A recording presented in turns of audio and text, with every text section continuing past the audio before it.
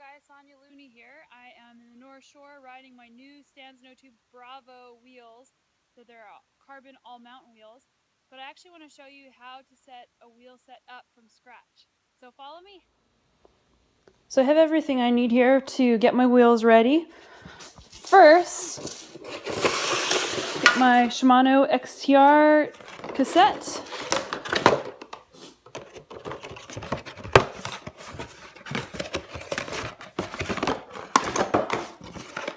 Take it out of the packaging here. It's exciting. It's really pretty. Make a mess, start throwing garbage everywhere. So just pull this out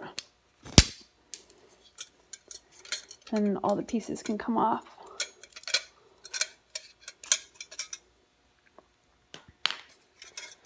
So it comes in a bunch of different little pieces and it's like a fun little puzzle. So yeah, there it is.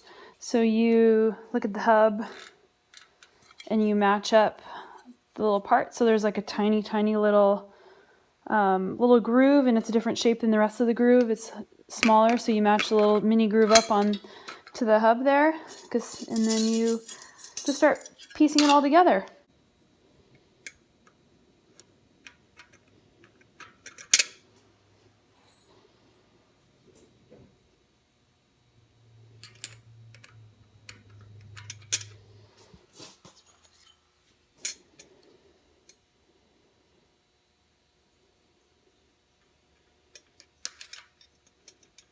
Oops.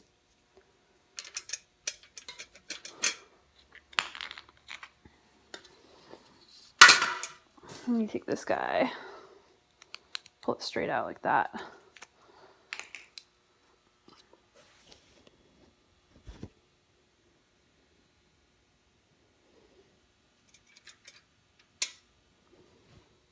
Then you take the end cap on. It's threaded, so you thread it on. Then you can take a ratchet. This is a big one from Toe Peak, and you just tighten it.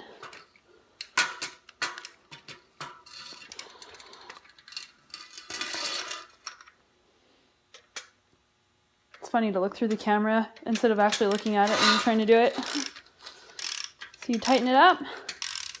Spec is 40 Newton meters. So you tighten on your cassette. I usually just do it hand tight, like that. So cassette's on. Next we got to get the rotor on. So I have 180 millimeter rotor for this enduro bike.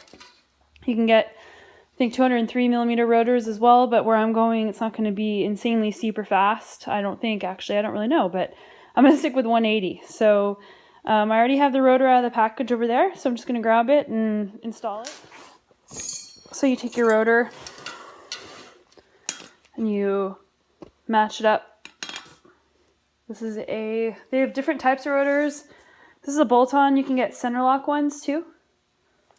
And these little washers say top, so you know where it goes, so which side it goes up. So top.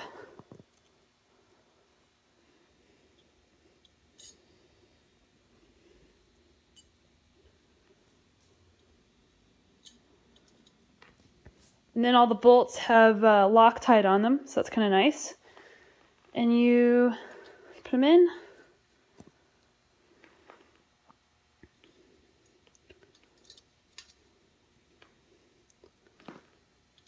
There are Torx, so T25.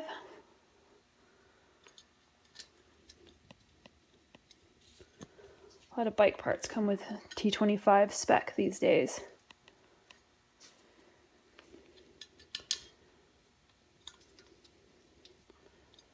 So I have a T25 tool, and I will get these tightened down.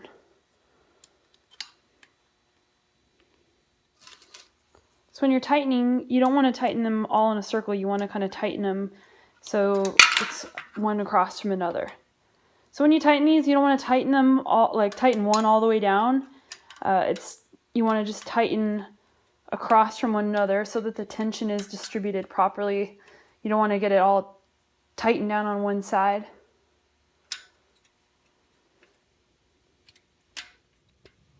All right, so now we have our cassette on there. We have our rotor tightened down. It's all ready to go. Next, we got to get the tire put on. So I'm using the Continental Cross King protection tires. They're sticky, they're 2.4. My wheel's are 27.5, so we got that all set up properly. So yeah, just get that started. So I got the little zip tie to get off of here. And just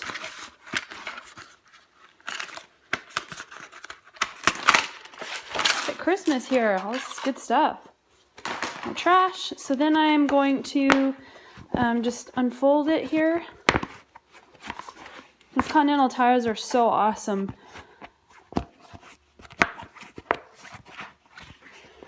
You can see that the cross hatching here, this makes the sidewalls really, really durable. I haven't had any issues with the 2.4 tires from Continental. I run the X King on my cross-country bike. All right, so got our tires got some shape now.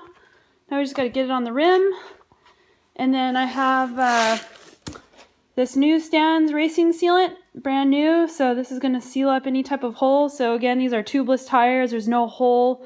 I mean, there's no tubes in them. So tubeless tires are great because you can run them at much lower pressures so that you get a lot better grip and traction on the trail. You're going to get way less flat tires because there is no tube.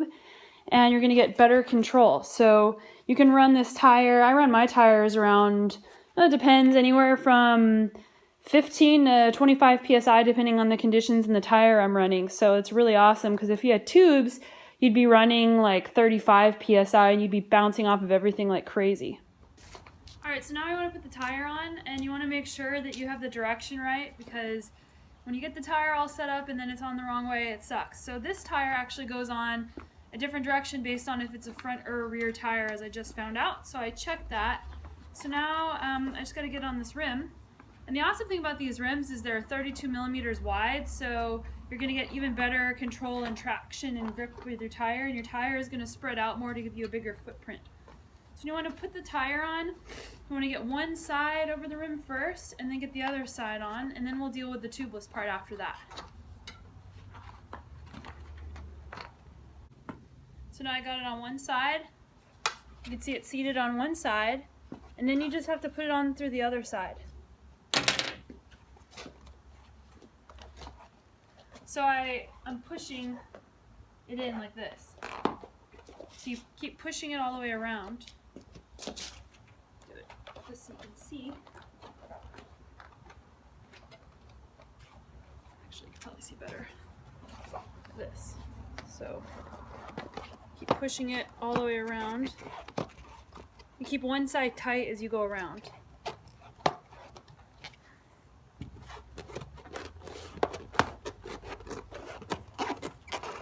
I do lots and lots of tires just because I wear them out because I'm riding so much.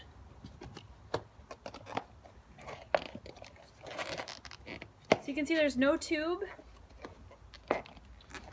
and I just have to get this last little bit over the rim. So use a tire lever.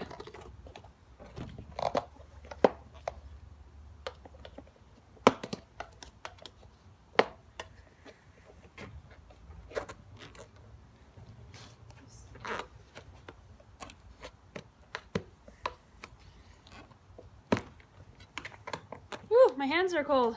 We have no snow, but it's still cold out here. Fortunately, the snow is melting because that means spring is coming.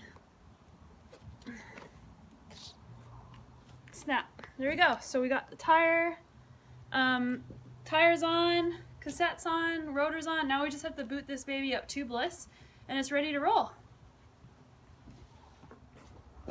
So now we're on the last step of getting these wheels ready, so we just need air and sealant in it. So there's a number of ways to do it. I mean, you can use a scoop and put the sealant inside the tire as you're putting the tire on the rim, but that can get messy if the tire is hard to get on and the stand starts spilling out everywhere. So what I like to use is I like to pull the valve core out, and I use this little Stans injector, and I just put it right in through the valve, so it makes it a little bit cleaner of a process, but it is an extra step if you don't just scoop it in. So just pull the valve core out. This special tool does it for you, so it's pretty awesome. So it's out, just like that. And then I'm going to take my injector. Got a fresh new bottle of the Stans racing sealant. It's a new formula. Excited to give it a try. So get it all shook up. Brand new bottle, so I gotta pull the seal off.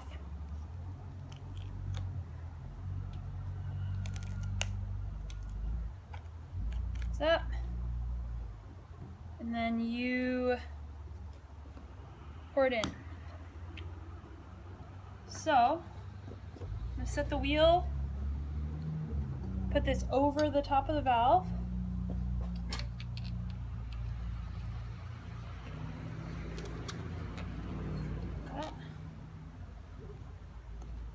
Pour it in. Oops, always make a mess, guaranteed fun. Spray it in.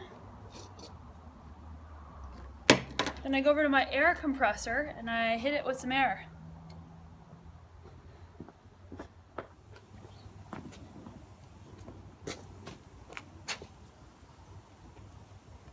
Alright, so now I have my air compressor here. And I just gotta hit it with some air. I pull the valve core out because it's easier to get the tire to see because it hits it with air quicker. So just put it over. Let's see, put it over, and then you keep your face away. Hit it with air. Hear it pop, pop. Oh. Gently. So it's seated, right? You heard it hit. Cover it with your finger. The goal here is to get the tire to seat. It's okay if the air comes out. Then you have your valve core. Jam the valve core. So I've jammed the valve core. Then you take the tool and you just tighten her up. And you got your wheel. Good to go.